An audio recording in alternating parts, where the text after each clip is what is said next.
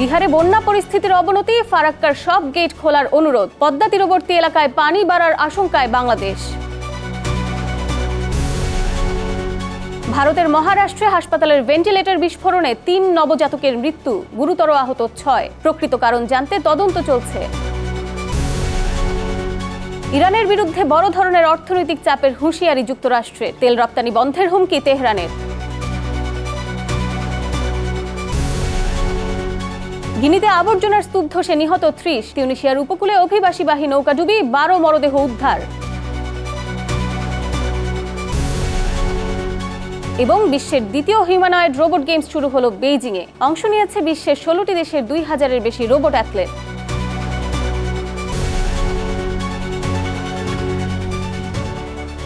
বিশ্বজুড়ে ঘটে যাওয়া দিনের গুরুত্বপূর্ণ ঘটনাবলী নিয়ে আরটিভির নিয়মিত আয়োজন সারাদিনের বিশ্ব। আপনাদের সঙ্গে আছি আমি অঙ্কুর নাইম। বিহারে বন্যা পরিস্থিতির অবনতি হয়, ফারাক্কা বাঁধের সব গেট খুলে দেওয়ার অনুরোধ জানিয়েছেন রাজ্যটির মুখ্যমন্ত্রী সম্রাট চৌধুরী। রোববার পশ্চিমবঙ্গের মুখ্যমন্ত্রী শুভেন্দু অধিকারীর সঙ্গে ফোনে কথা বলে এ অনুরোধ জানান তিনি। সম্রাট চৌধুরী জানান, গঙ্গার পানি বাড়তে থাকায় বিহারের বিভিন্ন এলাকায় বন্যা দেখা দিয়েছে। ফারাক্কার সব গেট খুলে দিলে পানির স্বাভাবিক প্রবাহ নিশ্চিত হবে এবং বন্যা পরিস্থিতি নিয়ন্ত্রণে সহায়তা করবে। এদিকে ফারাক্কার গেট খুলে দিলে এর প্রভাব বাংলাদেশেও পড়তে পারে। অতিরিক্ত পানি গঙ্গা হয়ে বাংলাদেশে প্রবেশ করে পদ্মায় আসতে পারে। এতে রাজশাহী, চাঁপাইনবাবগঞ্জ, কুষ্টিয়া ও পাবনা সহ পদ্মা তীরবর্তী এলাকায় পানি বাড়ার আশঙ্কা রয়েছে। একই সঙ্গে নদী ভাঙন ও ফসলের ক্ষতির ঝুঁকিও তৈরি হতে পারে।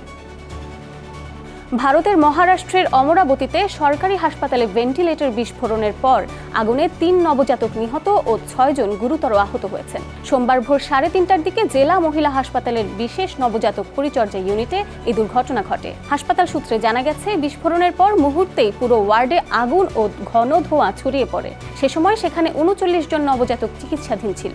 আগুন লাগার পর চিকিৎসক, নার্স ও হাসপাতাল কর্মীরা দ্রুত উদ্ধার কাজ শুরু করেন এবং অন্য শিশুদের নিরাপদ স্থানে সরিয়ে নেন।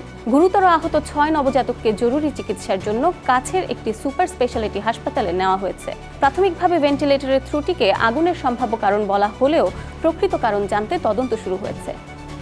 পশ্চিম আফ্রিকার দেশ গিনির কোনাক্রিতে গভীর রাতে আবর্জনার স্তূপ ধসে অন্তত ৩০ জন নিহত সহ আহত হয়েছেন আরও ২২ জন। আহতদের মধ্যে ৬ জনের অবস্থা আশঙ্কাজনক। রাতভর ভারী বৃষ্টির পর স্থানীয় সময় রাত ২টার দিকে দার এস সালাম এলাকায় এ দুর্ঘটনা ঘটে। ধসে পড়া আবর্জনা আশেপাশের বাড়িঘরের ওপর পড়ে। ধ্বংসস্তূপের নিচে আরও মানুষ আটকে থাকতে পারে বলে আশঙ্কা করছে কর্তৃপক্ষ। তাদের উদ্ধারে সামরিক বাহিনী সহ বিপুল সংখ্যক উদ্ধারকর্মী ও প্রয়োজনীয় সরঞ্জাম মোতায়েন করা হয়েছে। ঘটনাস্থলে খনন যন্ত্র দিয়ে তল্লাশি চালানো হচ্ছে। উদ্ধার অভিযান তদারক করতে ঘটনাস্থল পরিদর্শন করেছেন গিনির প্রধানমন্ত্রী মামদু রিবাহ।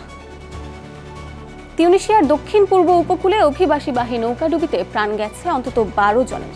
নিখোঁজ রয়েছেন আরও ২ জন।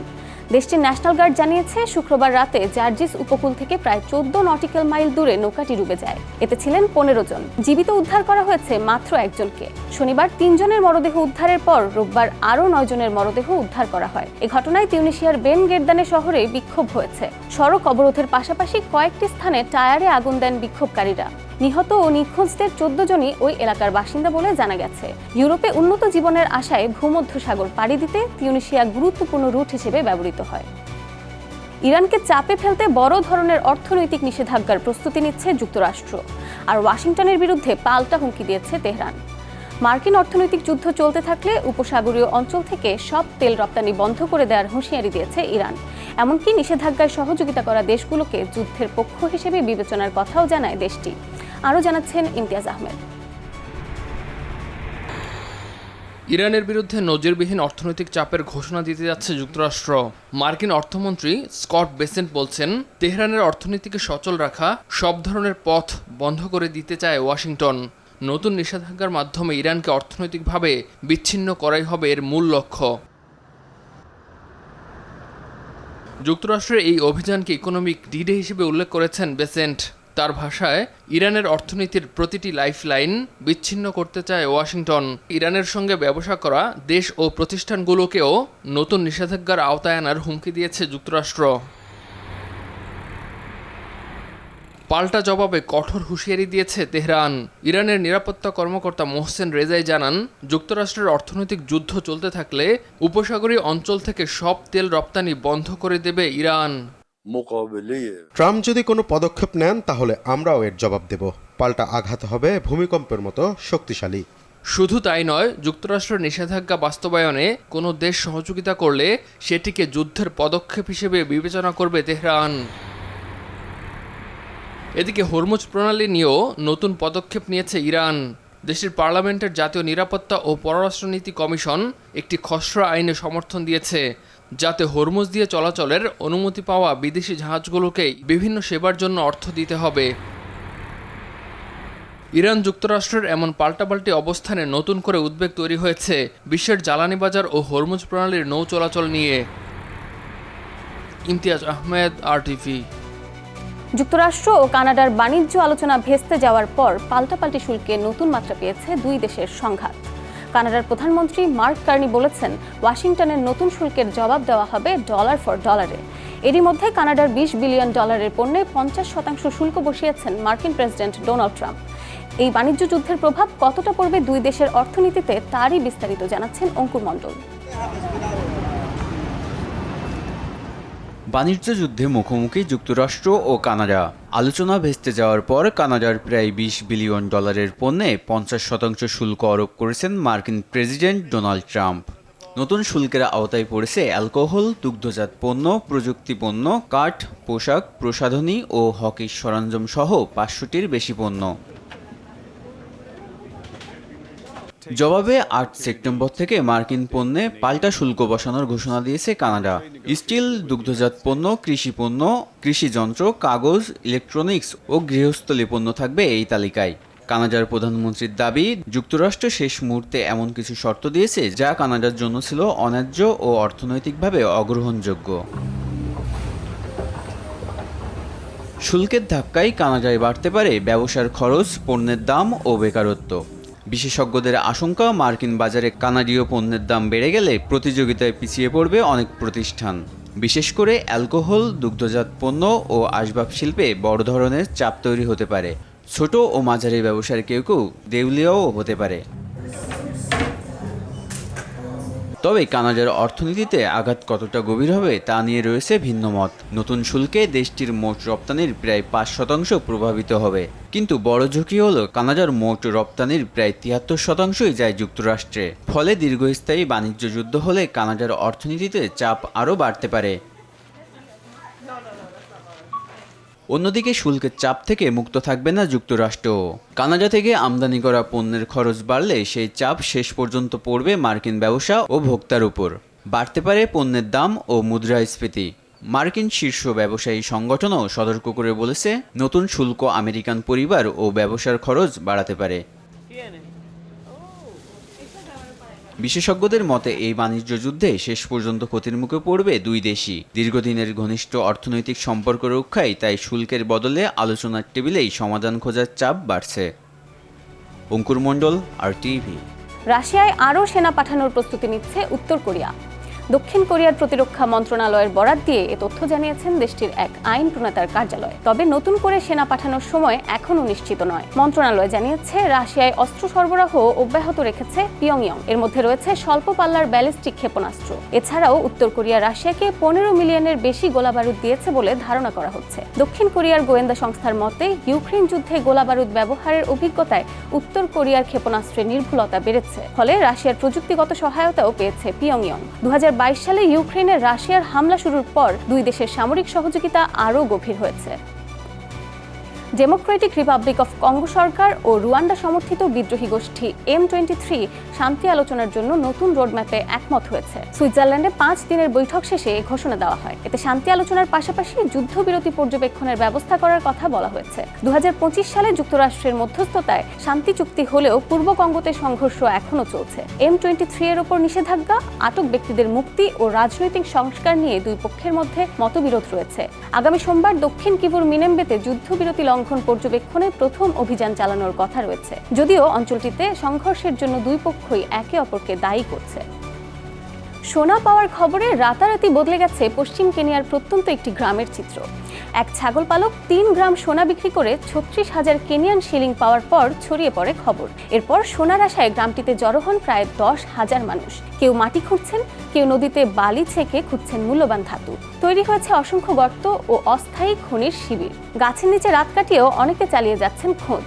সোনা অন্বেষণের আশায় সেখানে গড়ে উঠেছে 2 শতাধিক ছোট ব্যবসাও। তবে এলাকায় সোনার মজুদ কতটা তা এখনও নিশ্চিত নয়। বাণিজ্যিকভাবে খনন সম্ভব কিনা সেটিও এখনও স্পষ্ট নয়। এরই মধ্যে খনি এরিয়ায় বিশুদ্ধ পানি, স্যানিটেশন ও নিরাপত্তা নিয়ে দেখা দিয়েছে উদ্বেগ। মানুষের সঙ্গে পাল্লা দিচ্ছে রোবট। খেলছে দৌড়, ফুটবল, টেবিল টেনিস খেলা, এমনকি নাচ ও মার্শাল আর্টেও অংশ নিচ্ছে হিউম্যানয়েড রোবট। চীনের বেইজিংয়ে বসেছে দ্বিতীয় বিশ্ব হিউম্যানয়েড রোবট গেমস। এবারের আসরে অংশ নিয়েছে বিশ্বের 16টি দেশের 2000-এর বেশি রোবট অ্যাথলেট। বিস্তারিত জানাচ্ছেন ইমতিয়াজ আহমেদ। দৌড়, নাচ আর মার্চ পাস্ট, মানব অ্যাথলেটদের মতোই জমকালো আয়োজনে বেইজিংয়ে শুরু হয়েছে দ্বিতীয় বিশ্ব হিউম্যানয়েড রোবট গেমস। উদ্বোধনী আয়োজনে মানব নৃত্যশিল্পী ও সঙ্গীত শিল্পীদের সঙ্গে পারফর্ম করছে এই রোবটগুলো। 5 দিনের এই প্রতিযোগিতায় অংশ নিচ্ছে 16 দেশের 666টি দলের 2056টি হিউম্যানয়েড রোবট। দৌড়, ফুটবল ও টেবিল টেনিসের পাশাপাশি রয়েছে মার্শাল আর্ট এবং ডান্স স্পোর্ট। রোবটগুলোর গতি, ভারসাম্য, সমন্বয় ও স্বয়ংক্রিয়ভাবে সিদ্ধান্ত নেওয়ার সক্ষমতা যাচাই করাই প্রতিযোগিতার অন্যতম লক্ষ্য। এরই মধ্যে একটি চীনা হিউম্যানয়েড রোবট 100 মিটার দৌড়ের প্রাথমিক পর্বে সময় নেয় 9.39 সেকেন্ড, যা স্টপওয়াচের হিসাবে উসাইন বোল্টের 9.58 সেকেন্ডের বিশ্ব রেকর্ডের চেয়েও দ্রুত। এবারের আসরে থাকছে 51টি ইভেন্ট ও 1301টি প্রতিযোগিতা। গত বছরের প্রথম আসরের তুলনায় ইভেন্টের সংখ্যা বেড়েছে দ্বিগুণেরও বেশি। বেইজিংয়ের আইস রিবন খ্যাত ন্যাশনাল স্পিড স্কেটিং ওভালে বসেছে এই প্রযুক্তির মহারণ। 2022 শীতকালীন অলিম্পিকের ভেন্যুটি এবার পরিণত হয়েছে রোবট অ্যাথলেটদের ক্রীড়াঙ্গনে। একই সময়ে বেইজিংয়ে চলছে বিশ্ব রোবট সম্মেলন, যেখানে প্রদর্শিত হচ্ছে 3000-এরও বেশি রোবট ও সংশ্লিষ্ট প্রযুক্তিপণ্য। খেলাধুলার মাঠে রোবটের এই উপস্থিতি শুধু বিনোদন নয়, ভবিষ্যতের কৃত্রিম বুদ্ধিমত্তা ও রোবোটিক প্রযুক্তির সক্ষমতারও এক নতুন প্রদর্শনী। বেইজিংয়ের এই আয়োজন তাই প্রযুক্তির ভবিষ্যৎ নিয়ে নতুন করে তৈরি করেছে আগ্রহ। ইমতিয়াজ আহমেদ, RTV। ম্যাকাই টেস্টে ব্যাটিং বিপর্যয়ে 2 দিনে দ্বিতীয় ম্যাচ হারলেও ডারউইনের অবিস্মরণীয় জয়ে আইসিসি টেস্ট র্যাঙ্কিংয়ে প্রথমবারের মতো 6ষ্ঠ স্থানে উঠে এসেছে বাংলাদেশ। অধিনায়ক নাজমুল হোসেন শান্ত এই অর্জনকে দেশের ক্রিকেটের জন্য বিশাল এক প্রাপ্তি হিসেবে দেখছেন। বিস্তারিত দেখুন আফরোজা সুলতানা চৌধুরীর প্রতিবেদনে। মেগা টেস্টে বাংলাদেশ হেরেছে ইনিংস ব্যবধানে, তাও 2 দিনের মধ্যে। এরপরও বাংলাদেশ দল গড়েছে নতুন ইতিহাস। টেস্ট র্যাঙ্কিংয়ে প্রথমবারের মতো 6ষ্ঠ স্থানে উঠেছে বাংলাদেশ। আইসিসি ওয়েবসাইটে হালনাগাদ করা টেস্ট র্যাঙ্কিংয়ে 3 ধাপ এগিয়েছে বাংলাদেশ। 24 ম্যাচে 1878 পয়েন্ট নিয়ে বাংলাদেশের রেটিং এখন 78। অস্ট্রেলিয়ার বিপক্ষে 2 টেস্ট সিরিজের 1-1 সমতায় শেষ করতে এমন উত্থান বাংলাদেশের। সিরিজের প্রথম টেস্টে ডারউইনে অস্ট্রেলিয়াকে 9 উইকেটে হারিয়েছিল বাংলাদেশ। এমন জয় চমকে দিয়েছিল ক্রিকেট বিশ্বকে, যদিও বাংলাদেশ শেষ পর্যন্ত সিরিজ জিততে পারেনি। ম্যাকাইয়ে দারুণভাবে ঘুরে দাঁড়িয়ে সমতা ফিরিয়েছে অস্ট্রেলিয়া। টেস্ট র্যাঙ্কিং এমন উত্থানকে বড় অর্জন হিসেবে দেখছেন অধিনায়ক নাজমুল হোসেন শান্ত। এই এক্সপেরিয়েন্সটা সাথে নিয়ে যে কিভাবে আমরা ফিউচারে ভালো করতে পারি এটা ইম্পর্টেন্ট, এবং এরকম কন্ডিশন যদি আসে এই ভুলটা যেন আবার নেক্সট টাইম না করি। এত বছর পর পর এসে এরকম কন্ডিশনে এরকম বোলিংয়ের অ্যাটাকে খেলাটাও কঠিন।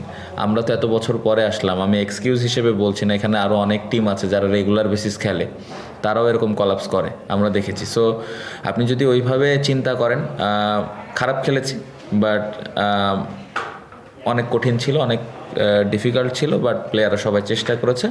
অ্যান্ড লাস্টলি যেটা বলবো যে অবশ্যই আমরা আরেকটু ভালো ক্রিকেট খেলতে পারতাম। বাংলাদেশ এখন পেছনে ফেলেছে শ্রীলঙ্কা, পাকিস্তান, ওয়েস্ট ইন্ডিজ ও জিম্বাবুয়েকে। শীর্ষে আছে অস্ট্রেলিয়া, তাদের রেটিং 126। 119 নিয়ে দক্ষিণ আফ্রিকা দ্বিতীয়। এরপর নিউজিল্যান্ড, ভারত ও ইংল্যান্ড আছে আগের মতোই সেরা 5-এ। আফরোজা সুলতানা চৌধুরী, RTV। আর এরই সাথে শেষ করছি সারাদিনের বিশ্ব। RTVর সাথে সংযুক্ত থাকুন, মতামত জানান RTVর সামাজিক যোগাযোগ মাধ্যমগুলোতে।